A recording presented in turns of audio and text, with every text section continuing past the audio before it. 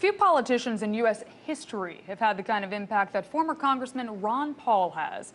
And Dr. Paul joins us now, live from Texas, to talk about this year's midterms. Now, Dr. Paul, thank you for being here. I want to ask you first and foremost, one of the untold storylines of this year will be the independent and libertarian candidates who have polled pretty high and have fought to break through so many restrictions. So what are you seeing? Well, I think it seems like this will be a very good year, better than it has been in the past, but we're still locked in on this mentality, that people will think positively on these other options, but when it gets down to the wire, they say, oh, I got to vote for the lesser of two evils, and they end up voting that way. So we have to wait and see if there is a breakthrough, which rather disgusting. I mean, this whole idea that a good candidate that's rating well in the polls can't get in the debate, that's where the corruption really is. It's a monopoly of a one-party system. They claim it's two parties, but it's a monopoly of a one-party system, and they don't even allow a second option. And what do they do with our young people? They send them all around the world, getting involved in wars and telling other people how they have to have democratic elections. And then they have the elections, and we won't accept the people they elect. But here at home, we don't have true democracy. We have a monopoly of ideas that are controlled by leaders of two parties. And though they call it two parties, it's really a one philosophy. Now, Dr. Paul, you were the Libertarian Party nominee in 1988 before you went back to the Republican Party and then made two presidential runs as a Republican candidate. Do you believe that in the coming decade, we're going to see third-party candidates take national offices, maybe in the Congress, in Senate? What do you expect to see in terms of that, or do you think that's just still a long way off? I think it's a long way off. I hope your suggestion is right, but they are very tenacious on clinging to power. And they're not, if a third-party person gets anywhere along, they're going to do everything that they can to stop that from happening. So I think it's a tough job. I think everybody should keep doing it, the people who are sick and tired of Republicans and Democrats. And according to the poll, about 80% of the people are sick and tired of Republicans and Democrats, yet they don't go and opt out for another decision.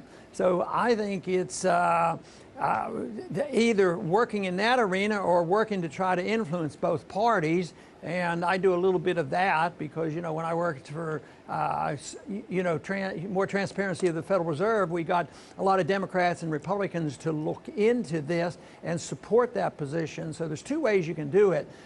Fight for competition, fight to get rid of the monopoly of the Republicans and Democrats, or you try to influence people with ideas and infiltrate both political parties, because this is our problem right now, is Republicans and Democrats both endorse Keynesian economics, and they both endorse foreign policy interventionism and the wars overseas, and that's why we're in this mess today.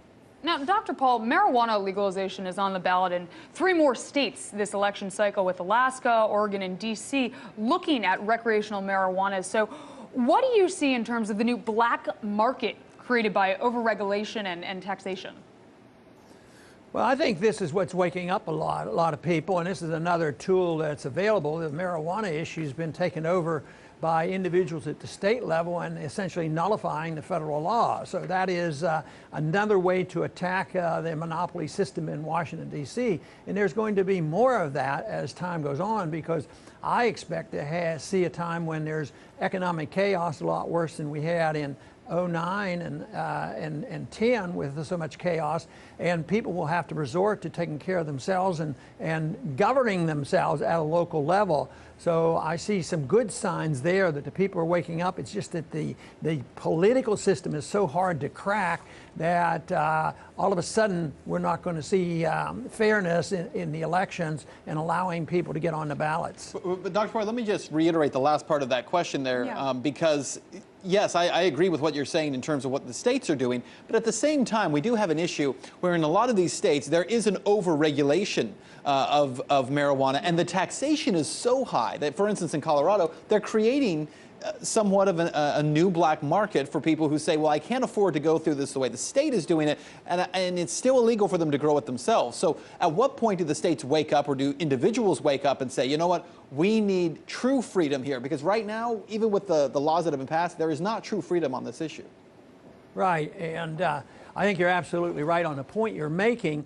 And that's exactly how they made marijuana illegal in 1937. They didn't just say marijuana is illegal. They put a horrendous tax on it, and that created the black market. Then they had to crack down on the black market.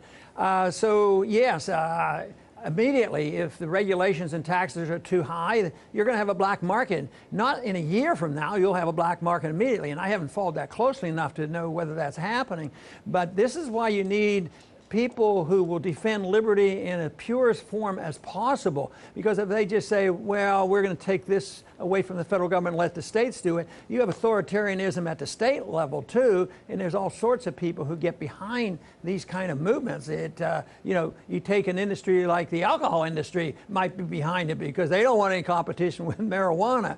So yes, I think this is the case. And this is why you should argue the case for the purest case for liberty as possible, because there's a tendency for politicians, people in government want to throw their weight around and use their power to over-regulate no matter what the law says. I appreciate what you said there about finding people who will defend liberty, you said, in the purest form possible. I want to talk to you quickly about ISIS. Now, this is not going to get a lot of discussion throughout the night, but in a lot of campaign ads around the country, we saw politicians who were talking about ISIS, and it was more of this politics of fear.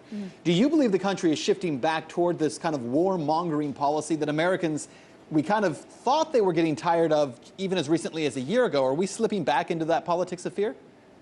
Yeah, a year ago, we were doing pretty well. We had built up a resistance against Obama, saying, well, it's time to take out Assad, and the Congress didn't go along with it because the people weren't anxious for it, and the thing fell down. But now, all of a sudden, because the whole foreign policy has backfired, and the radicals got hold of a lot of our weapons, they were able to show a lot of force in both Iraq and Syria, so therefore they can build up the fear. Just look at how did they get the American people to go along with a war against Saddam Hussein? It was build up fear, weapons of mass destruction. He's ready to kill us, and that was able to do it. So yes, they use fear all the time. And once again, if they had a strict principle of saying that we have no business getting involved in the internal affairs of other nations, stay out of entangling alliances, don't be the policeman of the world, beside we're broken, we can't afford it, and beside the foreign policy is a total failure, it always backfires on us, and the people who promote these wars